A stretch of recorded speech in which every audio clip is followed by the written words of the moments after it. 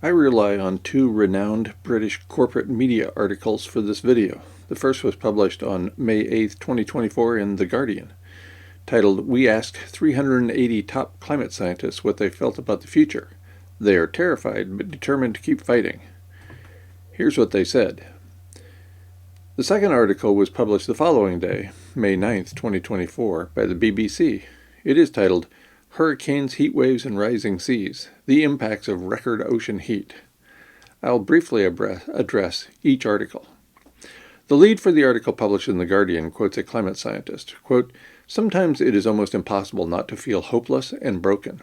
After all the flooding, fires, and droughts of the last 3 years worldwide, all related to climate change, and after the fury of Hurricane Otis in Mexico, my country, I really thought governments were ready to listen to the science, to act in the people's best interest," end quote. Apparently, this climate scientist does not know the definition of hope.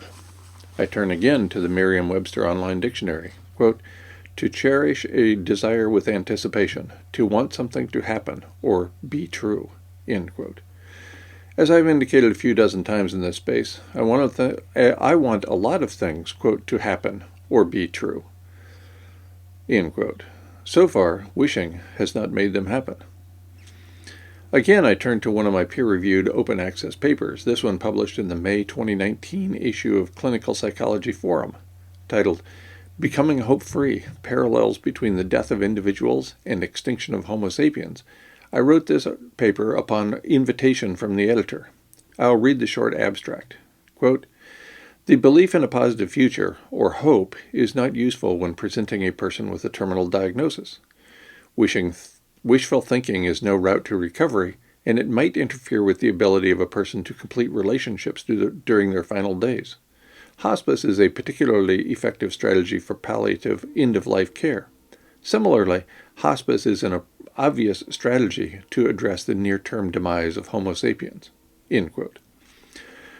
The peer-reviewed open-access paper in Clinical Psychology Forum then turns to a quote from Stephen Jenkinson, longtime practitioner of palliative care. Quote, "The great enemy of grief is hope. Hope is the four-letter word for people who are unwilling to know things for what they are. Our time requires us to be hope-free, to burn through the false choice of being hopeful and hopeless. They are two sides of the same con job. Grief is required to proceed," end quote.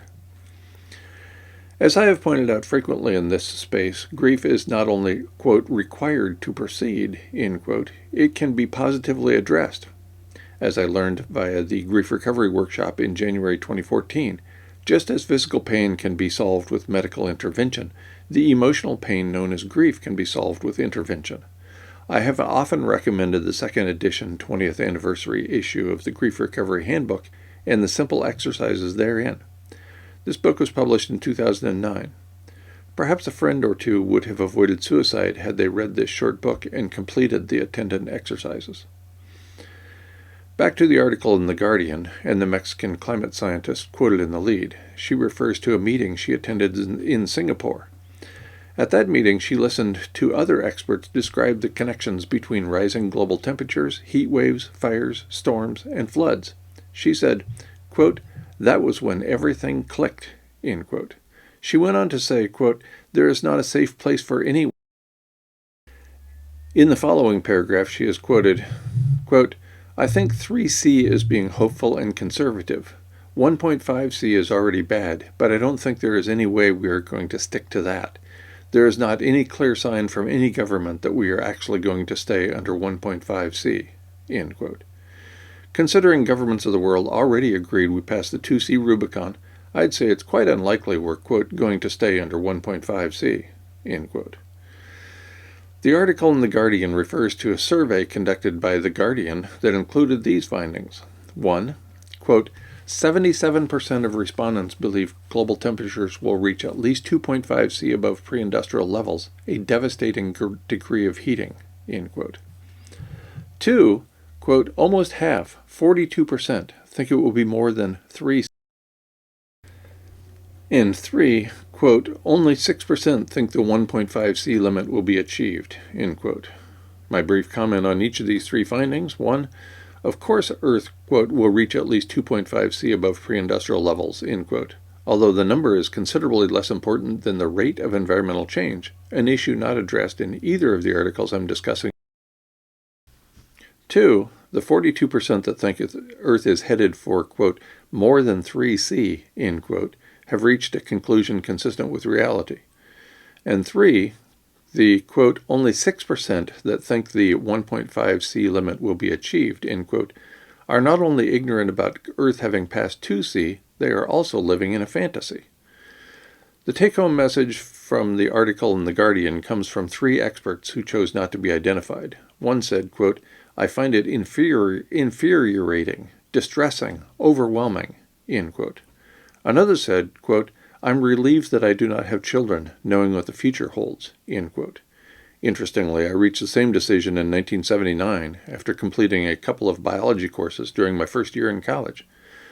The final quoted scientist said, quote, the world's response to date is irresponsible. We live in an age of fools. I turn now to the article in the BBC, again published May 9, 2024, entitled Hurricanes, Heat Waves, and Rising Seas, the Impacts of Record Ocean Heat. Here's the lead, quote, record ocean temperatures suggest that seas are warming faster than expected, and the impacts will be felt from polar ice shelves to coastal cities across the globe, end quote.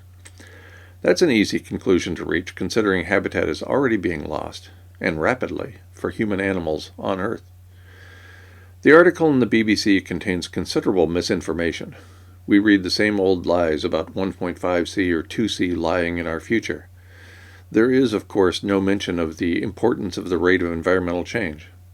There is the oft-asked question I've addressed before, quote, this rapid heating raises a puzzle for scientists. Why is recent ocean warming even greater than models suggest? End quote. The response comes from another scientist, this one a professor at Newcastle University in the UK. Quote, the fact we can't simulate these step change increases and understand why it's happening is terrifying, end quote. Again, I point out that models assuming gradual linear change are missing the point. Again, I point out that terror is an inappropriate response from a self-proclaimed scientist. The articles in The Guardian and the BBC are filled with misinformation. They are also replete with comments about hope and despair. They demonstrate yet again the importance of turning to peer-reviewed science for reliable knowledge about climate change, and probably everything else.